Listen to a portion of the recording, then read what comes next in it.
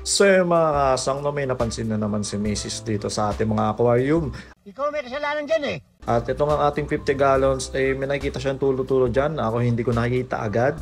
Pero siya ay kita-kita niya agad dyan kasi siya yung nagwawalis dito. So yan nga, may kumukonte. May konting tumutulo dyan sa ating tank na yan at binuksan ko na yung ilaw para mas makita nyo kung ano yung tumutulo dyan. At hinahanap ko rin kung ano yung tumutulo dyan na meron nga ako nakikita tumutulo. So, ayun, kung updated kayo doon sa mga videos ko dati, nangyari na rin to dito sa ating tank at may lumalabas ng tubig dyan.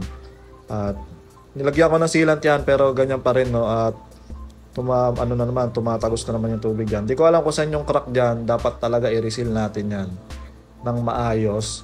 Tatanggalin natin yung sealant. Kasi ang ginawa ko nung una dinoble ko lang. Pero ayan nga, at tumatagas na naman siya ngayon at dito siya nang gagaling. So, wala tayong magagawa dyan kundi tanggalin muna tong mga nandito na yun. Mga crayfish ang nakalagay sa akin dito ngayon. So, 4 na crayfish yan. Yung dating craylings naging mga juvie na ngayon. Ililipat natin yan.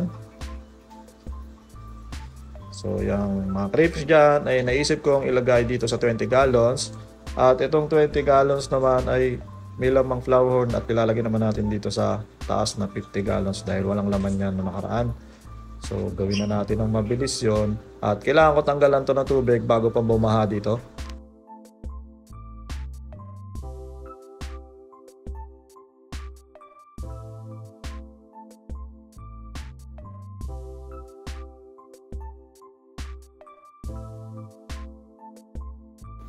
So yun mga kasang, nailipat ko na nga yung mga crayfish natin, no? Yung 4 natin na crayfish dito sa bahay. At yan, nilagyan ko na ng takip yan kasi nga tumatakas yung mga yan. Kaya talagang dapat saradong-sarado yan at wala yan maakyatan. At yun, kailangan ko nga palang bawasan pa ng tubig to, no? Kasi pag may mataas yung tubig niyan, pwede yan lumangoy pataas. Mas madali sila makakatakas. Tapos ayun, yung isang flower natin na metalhead from Reborn Crossbreed, nandyan nga sa 50 gallons. At ayun, no, grabe ang lakas nitong ating mga crayfish, naiusog nila itong sponge filter. Ganyan kalakas talaga yan guys, no? Kaya pag nasipit kayo nyo talaga namang masakit. How you like that? So ayun, tatanggalan ko na ng tubig to bago pa bumaha dito. At hindi ko muna siya gagawin ngayon dahil busy ako. You want to play? Let's play. So yun mga kasang, no, today is another day at ano nang ang gagawin natin dito. Hindi ko pa rin ginagawa tong tank na to.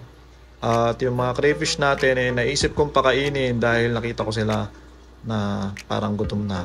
At lumabas ako kanina para bumili ng sahog sa ulam namin. So naisip kong bigyan sila ng repolyo, no, dahil bumili ako repolyo. At teka lang, paano ba ito buksan ng isang kamay? Kanan time first.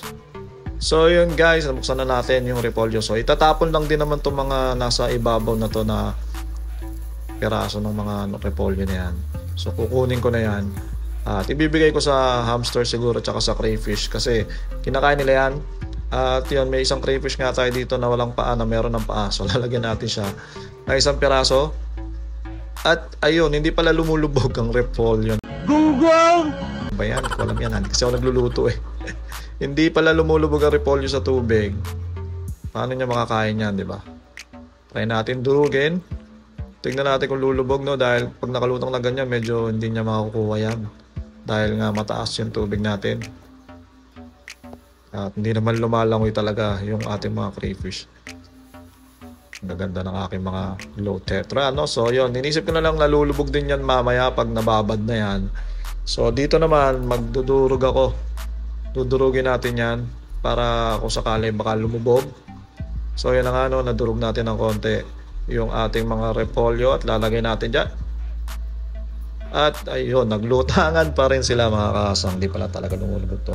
Paano ko mapapakita sa inyo kung kumakain yan? Kasi yung sa farm namin, kung makikita nyo lagi, may kangkong yun, binibigyan ni Papa ng kangkong. So kumakain din sila ng mga gulay. Kami dito sa bahay, bihira kami maggulay. Kung maggulay man kami, nabil kami yung luto na. Yung luto na, no, kasi 3 lang naman kami dito at hindi kami masyado nagluluto. So yun, saradong-sarado yan. At ayun, may isang lumubog. Tingnan natin kung kakainin o kung paano nila kainin. At yun, first time ko sila binigyan ng ng gulay. tingin ko hindi pa nila agad kakainin niya. Ay, naalala ko nga pala dati, binigyan ko ng carrots yan. Kinain nila yung carrots. Pero ito, repolyo, hindi ko alam kung kilala na nila yan. At yun, hindi nila masyadong pinapansin. Teka lang, tingnan natin ito isang to, itong kulay puti na to. Sa mga nagtatanong guys, no, hindi ko alam kung bakit naging ganyan ang kulay niyan. Medyo maputi siya na medyo ma-blue. Pero magkaano rin yan, magkakamag-anak din yan kasi isa lang ang pinagmulan ng lahi niyan. Hindi ko alam kung bakit ganyan siya. Dito siya lumaki sa aquarium, tapos ayun, nag-molt siya, naging maputi siya. Ngayon medyo nagiging blue siya. So yan, tingnan natin kung kakainin niya kasi siya yung hari dito. Siya yung siga dito sa apat eh. So yan, medyo parang natatakot pa sa akin tong crayfish na to. So maganda rin alagaan ng crayfish for pet, no? Pero tingin ko mas maganda siyang alagaan para i-breed at paramihin. So yun, habang hindi pa nila kinakain yon, balikan natin mamaya yan. Subukan natin pakainin to.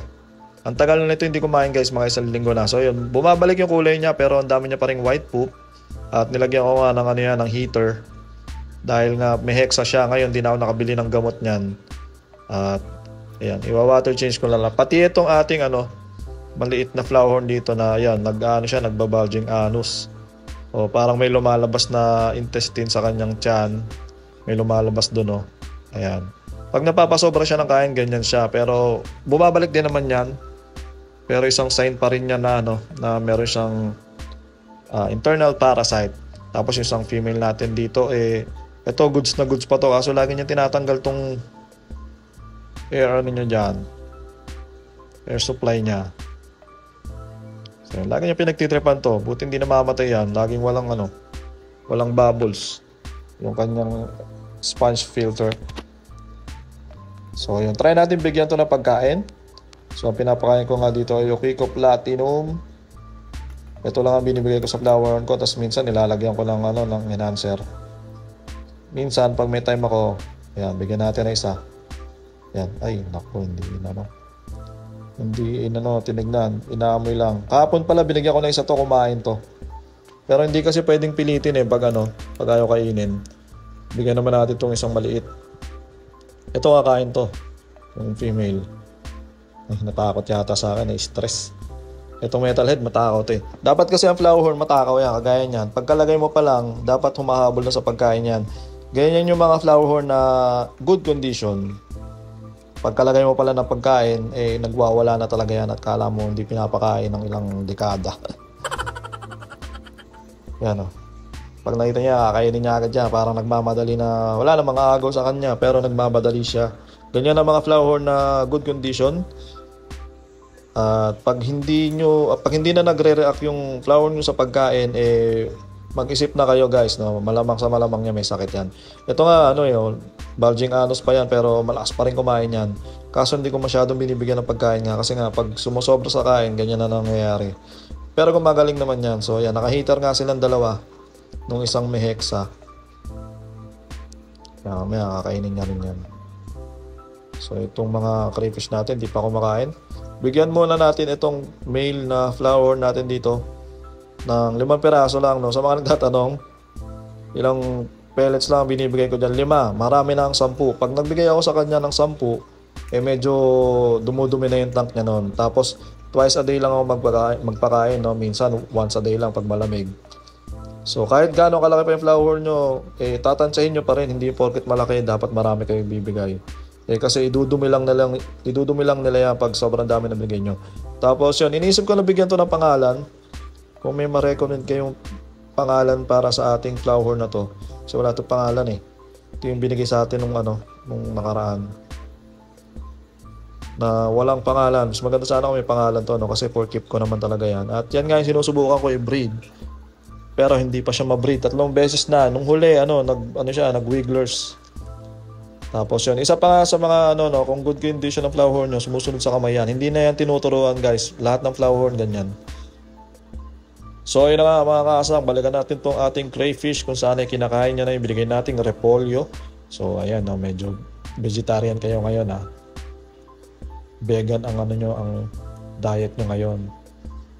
Dahil ang pinapakain ko talaga dito ay PO2. Marami pa yan na nakalutang dyan. Siguro mga bukas maubos din yan pag naabot yan itong mga kasama natin.